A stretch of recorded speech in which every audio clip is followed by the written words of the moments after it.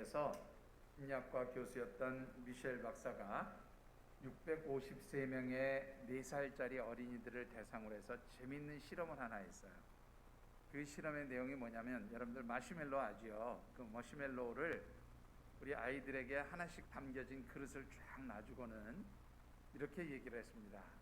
선생님이 지금 여러분들에게 머시멜로를 하나씩 다 나눠주었는데, 만일 여러분들이 선생님이 나간 뒤에 이 머시멜로를 바로 먹으면 하나밖에 먹을 수가 없고, 선생님이 다시 들어와서 이제 머시멜로를 먹어도 좋습니다 라고 그렇게 말을 한 뒤에 먹는 사람에게는 머시멜로를 하나를 더 줘서 2개를 먹을 수 있다, 그렇게 이야기를 했어요.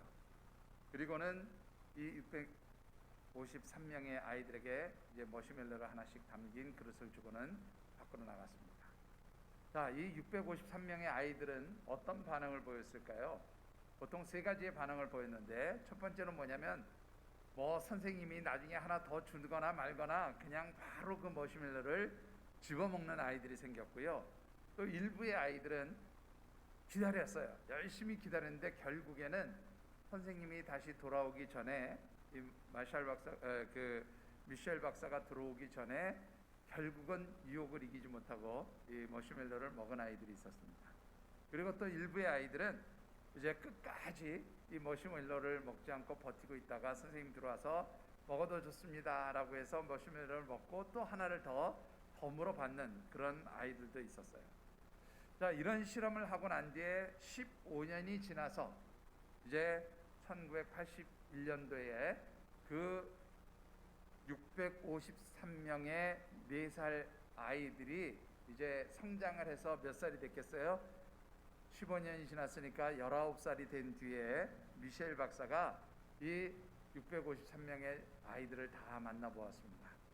자, 어떤 변화가 일어났을까? 그들의 삶에 어떤 변화가 있었을까를 이제 확인해 보았는데, 재미있는 것은 이 653명 중에서 특별히 끝까지 이 머시멜로를 먹지 않고 있다가 이 미셸 박사가 먹어도 좋다 라고 얘기했을 때 그 마시멜로를 먹었던, 그래서 덤으로 하나씩을 더 받았던 아이들이 학업 성적에서도 굉장히 뛰어났고 또 주변 사람들에게 굉장히 인정받는 그러한 삶을 살고 있었고요.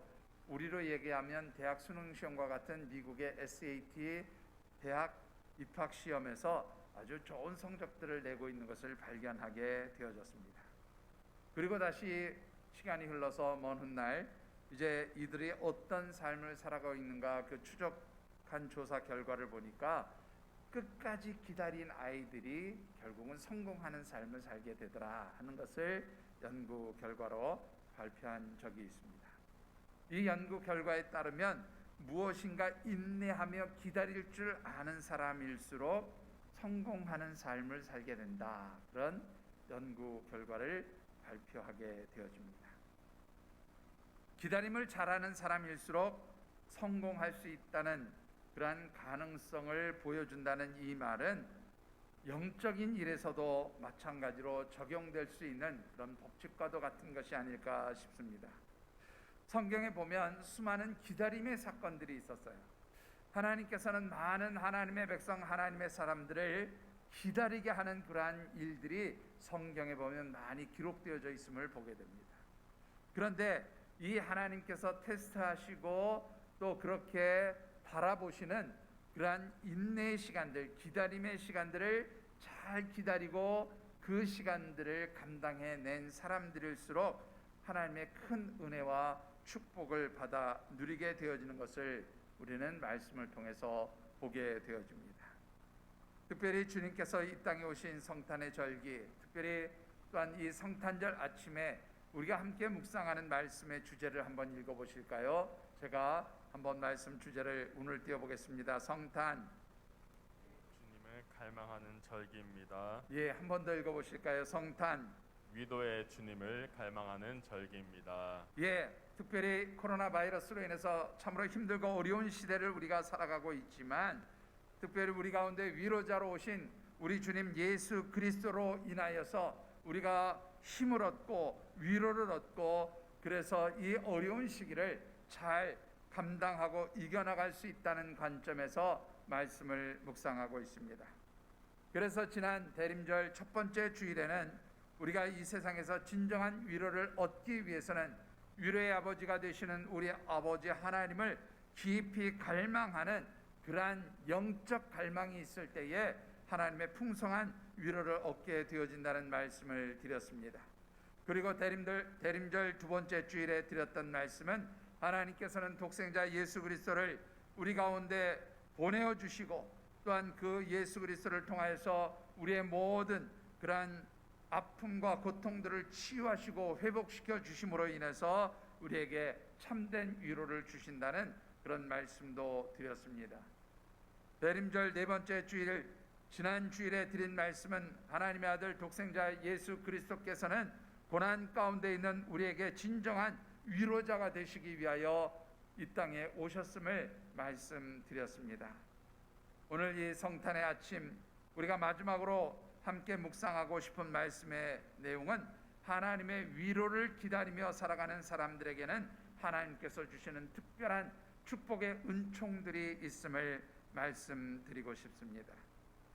오늘 우리에게 주신 하나님의 말씀은 특별히 예수님께서 이 땅에 오심을 기다리고 준비했던 평범한 사람, 그러나 귀한 믿음의 사람 시몬의 이야기가 기록되어진 말씀입니다. 주신 말씀을 묵상하는 가운데 특별히 사랑하는 우리 모든 하늘샘 가족들이 하나님께서 주시는 풍성한 위로와 하늘의 축복을 누리는 복된 역사가 있게 되기를 주님의 이름으로 축원합니다. 자, 오늘 주신 말씀을 통해서 우리가 먼저 묵상해보고 싶은 것은 하나님의 자녀된 성도들이 이 땅에서 살아가는 동안에 무엇을 기다리며 살아가야 하는가라는 것입니다. 그것은 우리의 위로자로 이 땅에 오신 우리 주님을 기다리고 갈망하는 그러한 삶을 살아야 한다고 말씀드립니다. 본문 25절의 말씀을 같이 받들어 읽어보겠습니다. 시므온이라 하는 사람이 있으니 이 사람은 의롭고 경건하여 이스라엘의 위로를 기다리는 자라. 성령이 그 위에 계시더라. 아멘. 자, 여러분들 여기에 보시면 이 시므온이라고 하는 사람에 대해서 설명을 하고 있는데요. 자, 시므온이라고 하는 사람은 어떤 사람이라고요? 이스라엘의 위로를 기다리는 자라, 그렇게 말씀하고 있습니다. 자, 이 기다리다라고 하는 말은요, 헬라어 성경에 보면 프로스데코마이라고 하는 단어를 씁니다. 이 프로스데코마이라고 하는 말은요, 그냥 기다리는 게 아니라 아주 갈망하면서 간절함을 가지고 기다리는 그러한 상태를 의미하는 단어예요. 그러니까 오늘 본문에 나오는 이 시므온이라고 하는 사람은 이스라엘의 위로를 아주 간절하게 갈망하면서 그렇게 기다리는 그러한 믿음의 사람이었다라고 성경은 기록하고 있는 것을 보게 됩니다. 자, 그런데 중요한 것은 이 시므온이 기다렸던 이스라엘의 위로가 무엇이냐라는 것이죠.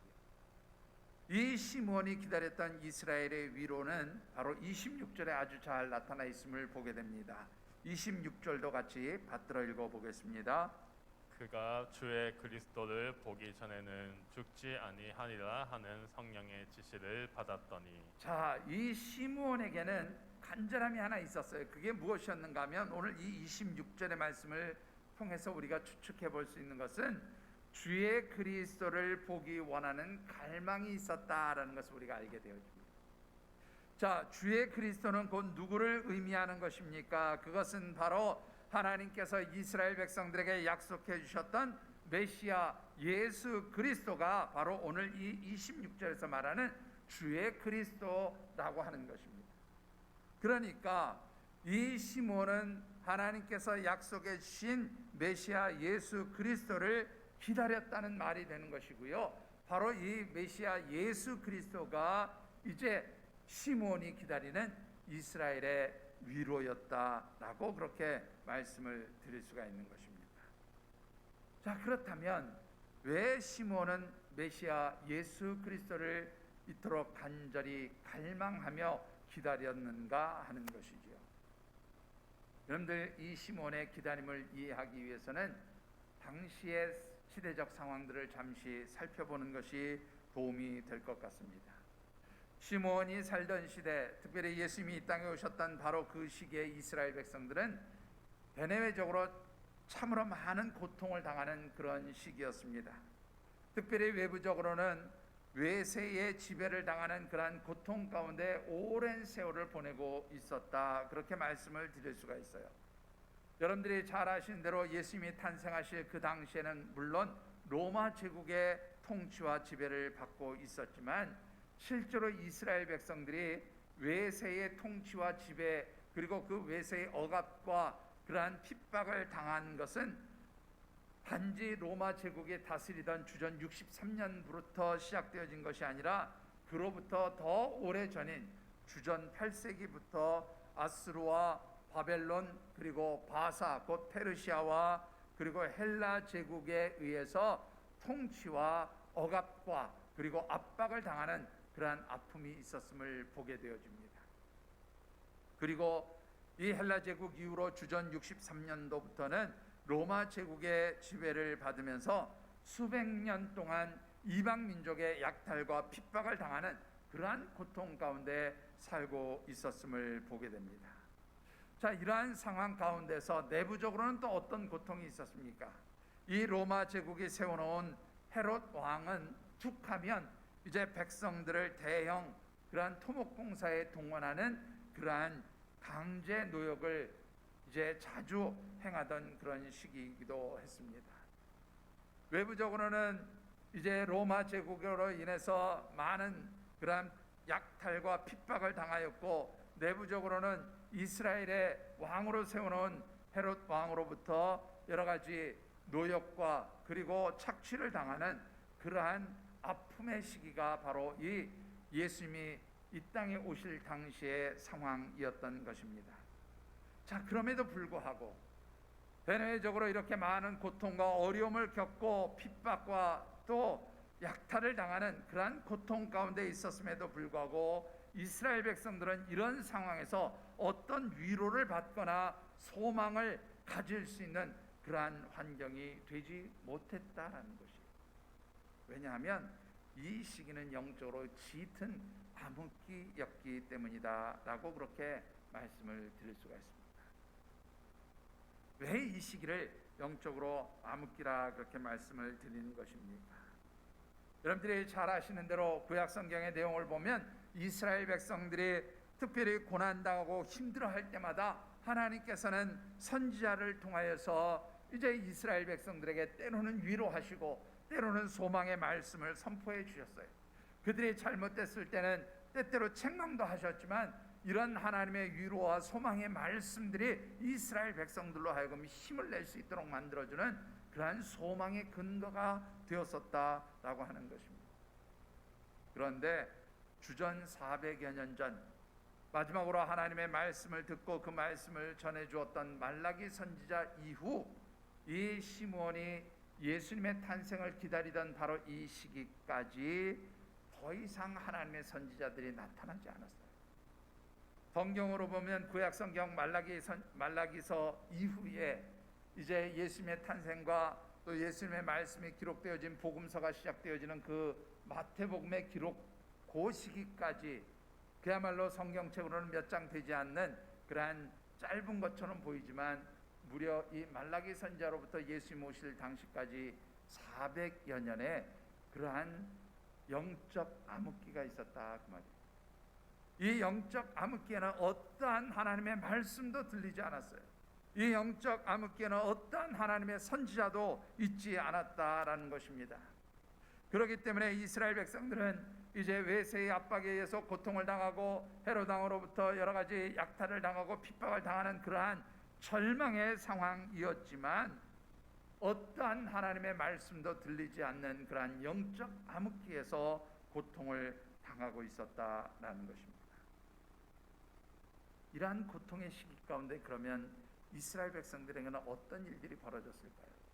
그들은 하나님의 말씀이 들리지 않고 세상 가운데서 자신들의 위로와 소망을 얻을 수 있는 어떤 방법도 찾지 못하게 되니까 메시아를 기다리는 이른바 메시아 대망 사상이라는 것이 나타나기 시작했어요. 여러분들이 잘 아시는 대로 메시아 대망 사상은 특별히 이제 가장 많은 메시아에 대한 예언을 주셨던 이사야 선지자 이후로 이스라엘 백성들이 늘 기다리고 고대하던 그러한 이스라엘 백성들을 구원할 메시아를 하나님께서 보내어 주실 것이라는 그 약속을 믿고 기다리는 그러한 생각들이 바로 메시아 대망 사상이라 그렇게 말씀을 드릴 수가 있습니다.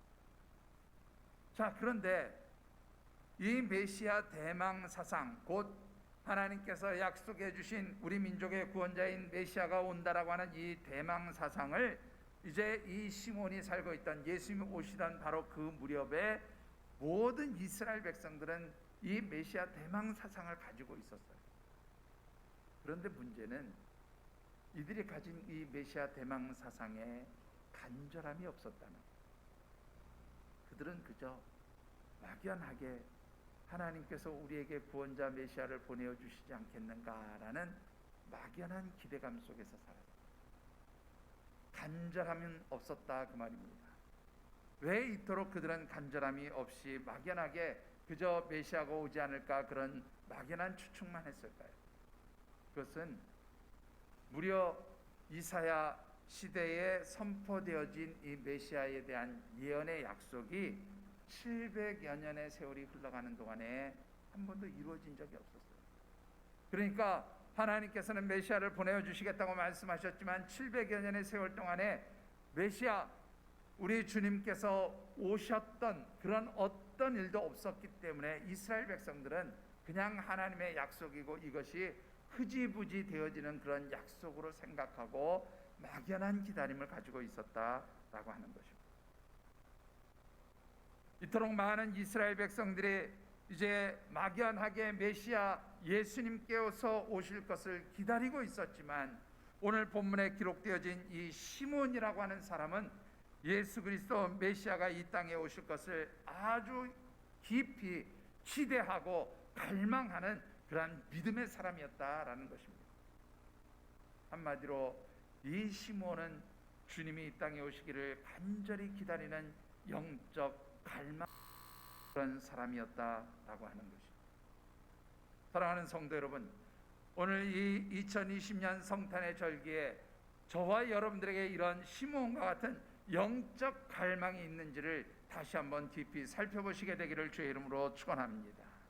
여러분들, 어쩌면 오늘 우리가 살고 있는 이 시대가 바로 영적 암흑기일지도 모릅니다.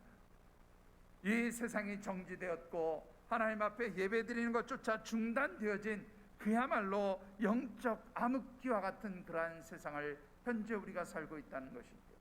그러기에 주님 앞에 나와서 예배드리며 주님이 이 땅에 오심을 우리가 기쁨으로 맞이해야 하는 바로 그러한 우리 성탄의 아침을 맞이했지만, 하나님의 백성들이 예배의 자리에조차 설 수 없는 그런 영적 암흑기에 있다는 것입니다.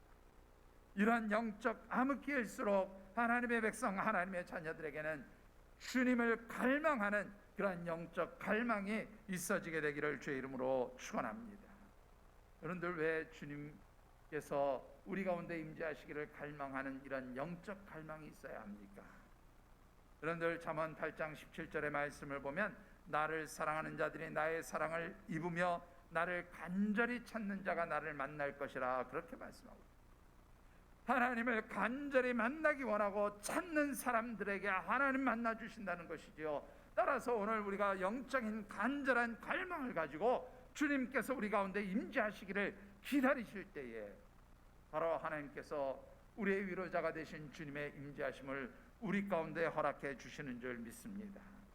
사랑하는 성도 여러분, 다시 한번 이 성탄의 절기에 여러분들의 심령 가운데 이 땅에 오신 우리 주님을 맞이하는 영적 갈망이 있어지게 되기를 주님의 이름으로 축원합니다. 자, 왜 우리에게 이런 주님의 임재하심을 기다리는 영적 갈망이 있어야 하느냐라는 것입니다. 그것은 주님의 임재하심을 간절하게 기다리는 영적 갈망이 있는 사람들에게 하나님은 위로의 주님을 허락해 주시기 때문에 그렇습니다. 여러분들, 25절의 말씀을 우리 다시 한번 같이 받들어 읽어보겠습니다. 예루살렘에 시므온이라 하는 사람이 있으니 이 사람은 어렵고 경건하여 이스라엘의 위로를 기다리는 자라. 성령이 그 위에 계시더라. 자, 여러분들 여기에 보시면 이 시몬이라는 사람, 이스라엘의 위로를 기다리는 이 시몬이라는 사람에 대해서 설명을 하고 있는데, 특별히 여기서 중요한 단어가 바로 위로라고 하는 단어예요. 이 위로라고 하는 말은요, 파라클레신이라고 하는 단어를 쓰는데, 이 말은 뭐냐면 파라칼레오라고 하는 동사의 명사형이에요. 그럼 파라칼레오라는 말이 무슨 뜻인가 하면 곁으로 부르다 혹은 곁에서 함께하다 이런 뜻이에요. 곁에서 격려해주다 뭐 이런 뜻을 가진 단어가 이 파라칼레오라는 단어예요. 그러니까 곁에서 함께하다, 곁에서 격려해주다, 곁에서 위로하다라는 말의 명사형이 위로니까, 위로라는 것은 뭐예요? 함께한다는 말이에요. 곁에서 함께해주다. 여러분들, 우리 주님께서 이 땅에 오셨다가 이제 부활 승천하시면서 약속해 주신 우리 하나님이 계시죠. 보혜사 성령 하나님을 약속해 주셨어요. 이 성령 하나님의 이름, 또 다른 이름을 우리가 뭐라고 얘기합니까? 보혜사라고 얘기를 해요. 그런데 이 보혜사라는 이름이 바로 어떤 뜻입니까? 헬라어 성경을 보면 파라클레오토스라고 하는 단어를 쓰죠. 바로 곁에서 우리와 함께 하시며 우리를 격려하시고 돕는 분, 위로하시는 분이 바로 이 성령 하나님이신 거예요. 바로 이 성령 하나님의 위로하심이 바로 우리에게 함께 하실 때 우리는 위로자를 얻게 되는 것이고, 이 성령 하나님을 통해서 우리에게 힘이 되어지는 것이죠. 자, 그런데 여러분들이 그러면 성령 하나님이 위로자지 왜 예수님께서 우리의 위로자가 되신다고 이야기하느냐, 이렇게 질문하실 수가 있어요. 자, 주님도 우리의 위로자가 되어주시는 것을 여러분들이 믿으시게 되기를 주의 이름으로 축원합니다. 왜 위로자가 되십니까? 여러분들 마태복음 1장 23절의 말씀을 우리 같이 한번 받들어 읽어보겠습니다. 보라, 처녀가 잉태하여 아들을 낳을 것이요 그의 이름은 임마누엘이라 하리라 하셨으니 이를 번역한즉 하나님이 우리와 함께 계시다 함이라. 자, 여러분들 여기에서 중요한 단어가 나오죠. 임마누엘, 곧 이 땅의 메시아, 우리를 구원하고 우리의 위로자로 오신 예수님의 또 다른 이름이 나와요. 뭐라고요? 임마누엘. 임마누엘이라는 말은 무슨 뜻이에요? 하나님이 우리와 함께 하신다. 이것이 바로 우리 주님의 이름인 거죠. 자, 그런데 조금 전에 뭐라고 말씀하셨어요? 위로라는 말이 무슨 뜻이라고요? 함께 한다는 말이에요. 함께하며 격려하시고 힘을 주시고 위로하신다. 이게 바로 위로의 뜻이잖아요. 그러니까 주님의 이름 임마누엘이란 말이 무슨 뜻이라고요? 함께 한다는 말. 바로 그렇기 때문에 주님은 우리의 위로자가 되어주는 줄 믿습니다. 사랑하는 성도 여러분, 오늘 여러분들은 어떠한 삶의 자리, 어떠한 형편에 놓여져 계십니까? 오늘 저와 여러분들이 어떠한 형편과 어떠한 삶의 자리에 있든지 우리에게 구원자로 위로자로 오신 메시아 예수 그리스도를 갈망하며 그분의 임재하심을 기다릴 때에 하나님께서는 그 주님을 통하여 우리 가운데 임재하시고 우리와 함께 하시면서 우리에게 소망이 되시고 위로를 부어주시는 그런 놀라운 역사가 임하게 되어지는 줄 믿습니다. 이 시간 주님이 임재하심을 기다리는 영적 갈망 속에서 참으로 하나님 주신 하늘의 풍성한 위로와 소망을 얻는 귀한 믿음의 백성들이 되어지시기를 주님의 이름으로 축원합니다. 자, 그러면 우리는 이 위로자 되어주시는 주님의 위로, 우리 가운데 위로자로 오신 이 주님을 참으로 우리의 삶 가운데 영접하고 맞이해 드리기 위해서 어떤 삶을 살아야 하느냐라는 것입니다. 여러분들 본문 25절 말씀을 우리 다시 한번 같이 받들어 읽어보겠습니다. 25절입니다. 예루살렘에 시몬이라 하는 사람이 있으니 이 사람은 의롭고 경건하여 이스라엘의 위로를 기다리는 자라. 성령이 그 위에 계시더라. 자, 여기에 보시면 이 시몬이라는 사람, 이스라엘의 위로를 기다리는 영적 갈망이 있었던 이 시몬이라는 사람은 어떤 사람이라고 말씀하고 있는가 하면 의롭고 경건한 사람이라 그렇게 말씀하고 있습니다. 자, 의롭다라는 말은 디카이오스라는 말인데 사전적인 의미로는 뭐예요? 정의롭다는 말이에요. 잘못이 없는 사람 그런 뜻이지만 성경에서 의롭다라는 말은 뭐냐면 하나님의 말씀과 명령과 규례와 법도를 지켜 행함으로 인해서 하나님과 영적으로 바른 관계에 서 있을 때 의롭다라는 말을 써요. 자, 그런가 하면 경건하다라는 말은요, 헬라 원문으로 보면 율라베스라고 하는 단어를 쓰는데, 이 말은 뭐냐면 꽉 붙들었다, 꽉 붙잡았다 그런 말. 그러니까 이 시몬이 참으로 의롭고 경건하다는 말은 무슨 뜻이에요? 하나님의 말씀을 꽉 붙들고 그 말씀대로 살아가면서 하나님의 말씀대로 살아가는, 하나님과 온전한 영적 관계를 맺으며 살아가는 그러한 사람, 바로 의롭고 경건한 사람이었다라고 말씀하고 있는 것입니다. 여러분들, 우리가 하나님의 위로를 받고 우리 주님의 임재하심 가운데 살아가기 위해서는 우리가 의롭고 경건한 사람, 곧 하나님의 말씀과 명령과 규례와 법도를 지켜 행하면서 하나님과 영적으로 바른 관계에 놓여져 있는 그러한 삶을 살아야 하는 줄 믿습니다. 자, 그런데요, 이 하나님과 바른 관계를 맺으면서 살아간다는 말이 굉장히 사실은 어떻게 추상적이죠. 어떻게 사는 것이 하나님과 바른 관계를 맺고 살아가는 거냐, 하나님 말씀대로 산다는 것이 무슨 뜻이냐라는 것인데요, 첫 번째는 하나님과 바른 관계를 맺는다는 것은 하나님과 영적으로 교제하는 삶을 살라는 것입니다. 여러분들, 오늘 본문 말씀 가운데 26절과 27절을 같이 받들어 읽어보겠습니다. 그가 주의 그리스도를 보기 전에는 죽지 아니하리라 하는 성령의 지시를 받았더니 성령의 감동으로 성전에 들어가매 마침 부모가 율법의 관례대로 행하고자 하여 그 아기 예수를 데리고 오는지라.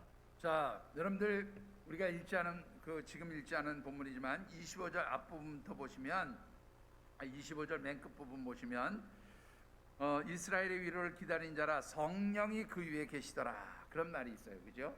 성령이 그 위에 계시더라. 또 26절에 성령의 지시를 받았다.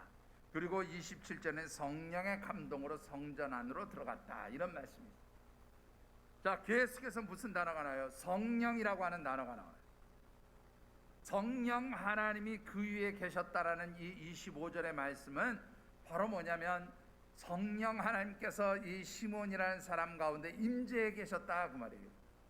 그런데 위에 있었다라는 말은 무슨 뜻인가 하면 하나님께서 그를 통치하셨다, 하나님께서 그를 다스린다, 그런 의미가 있어요. 그러니까 성령 하나님께서 시몬 가운데 임재하셔서 그의 삶을 통치하시고 다스리면서 그에게 지시하시는 거, 그에게 말씀하셔요. 그러면 이 시몬은 어떻게 해요? 하나님의 말씀대로 행하며 순종했다, 그리고 하나님의 말씀에 따라 인도하심을 받아서 행동했다, 그런 말이에요. 여러분들, 하나님의 말씀을 듣고 그 말씀을 순종하고 그 말씀대로 행하는 게 바로 뭐예요? 이게 바로 하나님과 교통하는 거예요. 하나님과 교제하는 삶이에요. 여러분들, 시몬은 자신의 이름처럼 살았던 사람입니다. 여러분들, 시몬의 이름 뜻이 무엇입니까? 여러분들이 잘 아신 대로 시몬은 야곱의 둘째 아들의 이름이었어요. 그런데 이 야곱의 둘째 아들 시몬의 이름이 가지고 있는 뜻이 무엇입니까? 듣는다라는 말이에요. 순종한다, 그런 뜻을 가지고 있어요. 시몬은 자신의 이름 그대로 성령 하나님의 음성을 듣고 그 하나님께서 말씀하신 대로 순종하면서 그렇게 살아가는 사람이었어요. 바로 이렇게 하나님 말씀을 듣고 순종할 때 하나님과 어떤 관계가 맺어져요? 영적으로 교제하는 관계가 맺어진다라는 것입니다. 여러분들, 두 번째로 우리가 위로자 되신 주님의 임재하신 가운데 하나님과 교통하는 삶을 살기 위해서는 또 하나 중요한 것이 뭐냐면 하나님께서 내 삶의 주권자가 되심을 고백하는 삶을 살아야 한다는 것입니다. 여러분들, 29절의 말씀을 같이 받들어 읽어보겠습니다. 주제여, 이제는 말씀하신 대로 종을 평안히 놓아 주시는도다. 자, 여기에 보시면 주제라고 하는 단어가 나오는데, 이 주제라는 말은 무슨 뜻인가 하면 데스포테스라고 하는 단어인데요, 주권자, 그런 뜻이에요. 소유자, 그런 뜻입니다. 여러분들, 이 주제여라는 말과 아주 동일한 의미를 가진 성경에서 아주 많이 쓰인 단어가 하나 있습니다. 바로 주여라는 단어예요. 주님, 주여, 이런 단어입니다. 헬라어 성경으로는 큐리오스라고 하는 단어를 쓰는데, 이 큐리오스, 주님, 이 큐리오스라고 하는 단어는 성경 전체에서 몇 번이 나오냐면 749번. 750번에서 하나 빠지는 749번이 나와요. 그런데 오늘 본문에서 말하는 이 데스포테스라고 하는 단어, 이 주권자, 소유자라고 하는 단어는 불과 10번밖에 나오지 않는 단어예요. 그럼 어떤 의미가 있느냐? 이 주제어라는 말로 번역되어진 이 데스포테스라고 하는 단어는요, 주인이라는 말을 더 극존칭한 단어다, 그렇게 말씀을 드릴 수가 있어요. 그러니까 하나님께서 내 삶의 주인이 되십니다라고 그렇게 이제 우리가 말할 수 있는데, 이 하나님께서 내 삶의 주인이 되신다는 그 의미를 극존칭으로 높여드리는 말이에요. 그러니까 하나님은 내 삶의 주인을 넘어서서 통치자이십니다. 내 삶의 주권자이십니다. 내 삶을 소유하신 분이십니다. 이런 고백인 거예요. 그래서 시몬은 하나님은 내 삶의 주권자이며 동시에 나는, 그래서 뭐라고 표현합니까? 29절에 보시면은 종이라는 말을 쓰고 있어요. 롤로스라는 말입니다. 노예라는 말이에요. 나는 하나님의 노예입니다. 하나님께서 내 삶의 주권자이십니다. 내 삶은 하나님의 것입니다 라고 고백하는 그러한 삶을 살았다라는 것입니다. 여러분들, 하나님께서 우리의 삶의 주인이 되시고 통치자가 되시고 주권자가 되심을 인정하는 사람만이 사실은 하나님 말씀대로 살아갈 수 있는 거예요.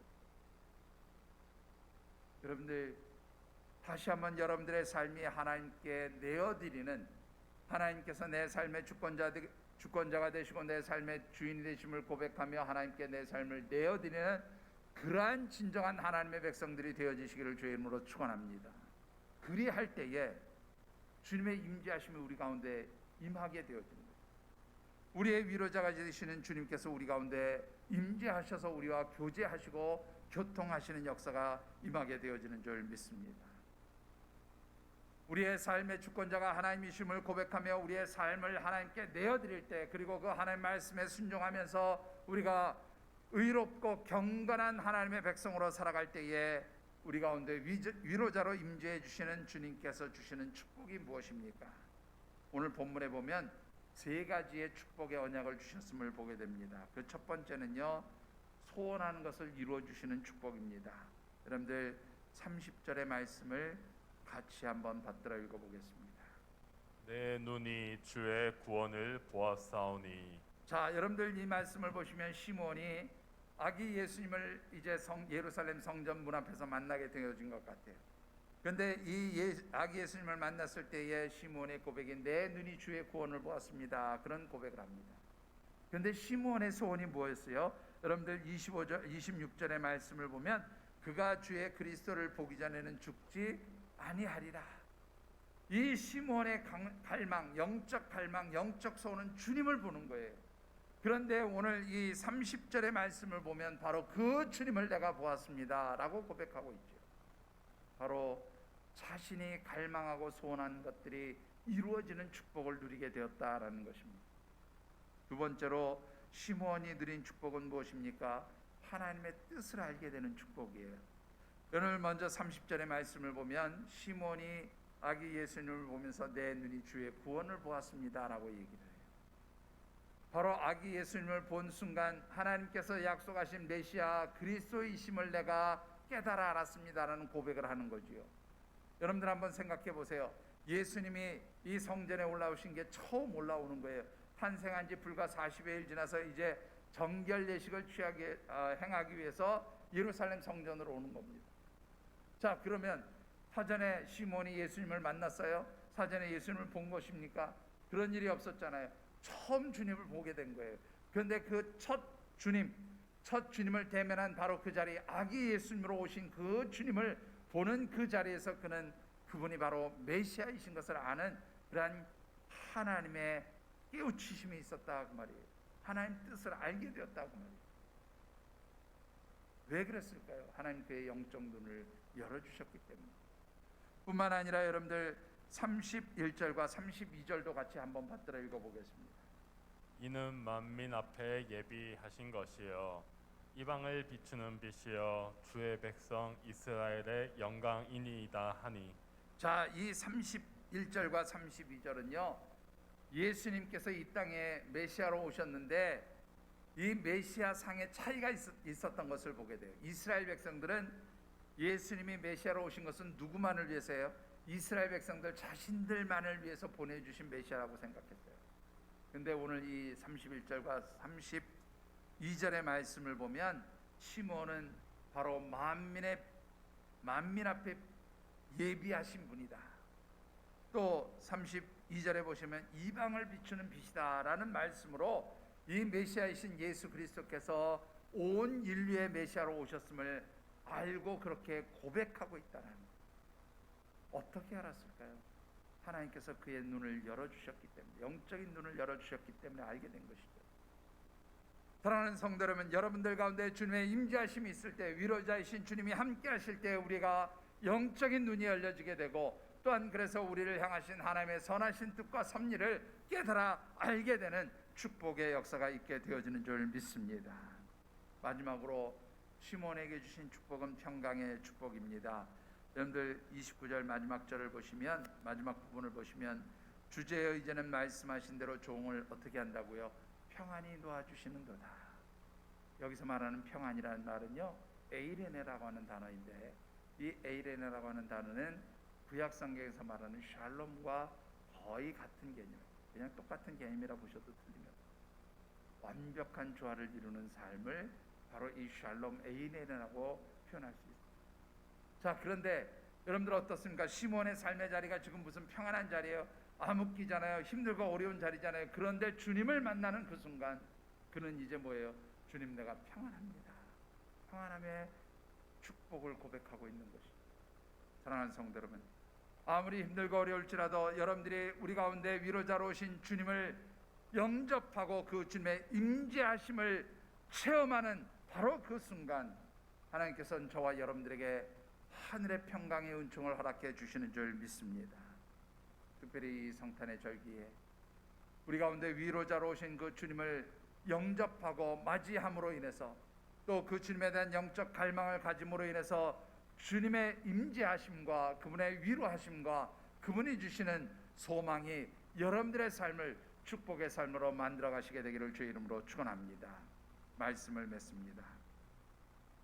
과거 식민지가 한참 활발하던 시절에 이 아프리카 적도 부근에 있는 그러한 곳에 프랑스 식민지에 해당하는 그러한 땅에 까레라고 하는 부족이 살고 있는 곳이 있었습니다. 이 까레라는 부족에게는 특별히 여자 선교사였던 에스텔라 마이어스라고 하는 그런 여자 선교사가 들어가서 복음을 전하고 있었는데, 이 에스텔라 마이어스 선교사님이 이 까레 부족 사람들에게 보혜사 성령 하나님에 대해서 설명을 하고 싶었어요. 또 어떻게 설명을 해야 될지 모르겠는 거예요. 어떻게 이 까레 부족의 말로 설명을 해야 이들이 보혜사 성령 하나님이 어떤 분인가를 잘 알 수 있을까? 아무리 설명을 해도 무슨 뜻인지 이해를 잘 못하는 거지요. 그래서 결국에는 이렇게 설명을 했습니다. 보혜사 성령 하나님은 하나님의 자녀된 성도들 곁에서 함께 도와주시고 위로해 주시고 또 소망도 주시고 힘을 부어주시는 분이 바로 보혜사 성령 하나님이십니다. 그렇게 가르쳐 주었어요. 그러자 이 까레 부족 사람들이 우리 옆에 구부리는 이, 그렇게 얘기를 했어요. 우리 옆에서 구부리는 이, 무슨 뜻인지 아십니까? 우리 옆에서 구부리는 사람, 그것이 바로 보혜사 성령 하나님이시군요. 이렇게 이해를 했단 말이에요. 그래서 이 에스텔라 마이어스 선교사가 도대체 그게 무슨 뜻이냐, 왜 성령 하나님을 우리 곁에서 구부리는 사람이라고 그렇게 표현을 하느냐라고 물었어요. 그랬더니 이 까레 부족이 이런 얘기를 했습니다. 자신들은 밀림 정글 속에 살면서 때때로 많은 짐을 가지고 정글 속을 이동해야 될 때가 있다는 거예요. 근데 보통 그 이동 기간이 2달 또는 3달 정도 걸리는 그러한 오랜 시간 동안에 이동을 하게 되는 때가 여러 번 있는데, 그럴 때마다 사람들이 어떻게 해요? 정글에서 다니다 보면 때로는 부상을 입기도 하고 다치기도 하고 때로는 병에 걸려서 약해지기도 한다는 거죠. 그러다 보면 이 부상을 당하거나 약해진 사람들은 그 대오에서 나고가 되어지고, 이 정글 속에서 나고가 되어지면 결국 맹수들의 먹이가 되어지는 그러한 상황들이 자주 벌어진다는 거예요. 그런데 다른 사람들이 굳이 또 이 사람을 데리고 갈 수 없으니까 어떻게 해요? 보통 그냥 나고한 채로 버려두고 간다는 겁니다. 그럼 이 사람은 어떻게 해요? 죽게 되겠죠. 그런데 마침 이 낙오되어진 사람 곁에 어떤 사람이 지나가다가 낙오되어서 쓰러져 있는 것을 보고 불쌍히 여겨서 자기 몸을 구부려서 그 사람을 어떻게 해요? 부축해 가지고 이 부축해서 이 사람을 사람들이 있는 곳으로 혹은 부락이 있는 곳으로 그렇게 데려다 주면 이 사람은 어떻게 해요? 생명의 구원함을 받게 되잖아요. 바로 그래서 이렇게 도움을 준 사람을 이 사람들은 뭐라고 부르냐면 우리 옆에서 굽으려 있는 사람, 이렇게 표현을 한다는 거예요. 에스텔라 마이어스 선교사님은 그 이야기를 듣고 이런 생각을 했다고 그래요. 그렇지, 성령 하나님께서는 항상 우리 가운데 몸을 굽으려서 우리가 일어설 수 있도록 힘을 북돋아 주시고 밑받침이 되어 주시고 우리를 격려해 주시고 우리를 위로해 주셔서 우리라고 어떤 환경과 소망 가운데서도 늘 이기게 하시는 분이 성령 하나님이시다, 그런 깨달음 고백을 하게 되었다는 그러한 이야기가 있습니다. 사랑하는 성도 여러분, 특별히 우리 주님께서는 이 땅에 오셔서 이제 우리에게 영원한 부활의 생명, 우리에게 영원한 하나님의 자녀됨의 은총을 주시고 부활하셔서 하나님 나라 천국으로 승천하셨어요. 그런데 그 승천하신 주님께서 우리 가운데 누구를 보내주셨어요? 위로자가 되시는 보혜사 성령 하나님을 보내주셨어요. 이 성령 하나님의 도우심 안에서 여러분들이 다시 오실 우리 주님을 깊이 갈망하며 살아가시는 그러한 하나님의 백성들이 되어주시기를 주의 이름으로 축원합니다. 우리가 그런 영적 갈망을 가지고 살아갈 때에 이 세상에 오셨던 주님, 이제 그러나 다시 하나님 나라로 가셔서 우리의 거할 것을 예비하신 그 주님께서 다시 오시는 그날, 우리는 소망 가운데 영원한 하나님 나라에서 하나님의 위로를 받으며 하나님의 도우시는 은총 안에서 우리가 영원한 평강의 삶을 누리게 되어지는 줄 믿습니다. 비록 이 코로나 바이러스로 인해서 힘들고 어렵지만 여러분들이 우리를 도우시고 곁에서 함께 하시며 위로하시는 성령 하나님의 도우심 안에서 영적 갈망을 가지시고 살아갈 때에 참으로 하나님 주시는 놀라운 위로와 평강과 또 하나님의 놀라운 섭리들이 여러분들 가운데 임하시게 되기를 다시 한번 주의 이름으로 축원합니다. 기도하겠습니다. 사랑의 아버지 하나님, 은혜를 감사드립니다. 주님이 이 땅에 오신 이 성탄절 아침, 저희들이 하나님 전에서 주님을 대면하며 맞이하지 못하지만 저희들이 이제 각자 처한 자리에서 영적 갈망을 가지고 우리 가운데 주님께서 친히 임재하시고 좌정해 주시기를 갈망하며 기도합니다. 하나님, 이 성탄의 아침 사랑하는 모든 하나님의 백성들 심령 가운데 우리 주님 찾아와 주셔서 함께 하시고 좌정하시고 위로와 소망이 되어 주시옵소서. 저희들에게 무엇보다도 이 땅에 위로자로 오신 주님에 대한 영적 갈망이 있게 하시고 또 그리할 때 주님과 깊이 교통하는 진정한 하나님의 백성들이 되게 하셔서 이 성탄절 아침 다시 한번 영으로 주님과 교통하는 저희들이 되게 하시고 또한 주님 안에서 저희들이 영원한 생명의 은총과 평강의 은총을 누리는 복된 역사 임하게 하여 주시옵소서. 주님 친히 좌정하시고 함께하여 주시기를 원합니다. 저희들의 삶의 통치자가 주님이심을 고백합니다. 주님, 이 시간 우리 가운데 임재하여 주시고 통치하시고 다스려 주시옵소서. 주님 함께 하시기를 간절히 소원하오며 예수님 이름으로 축복하며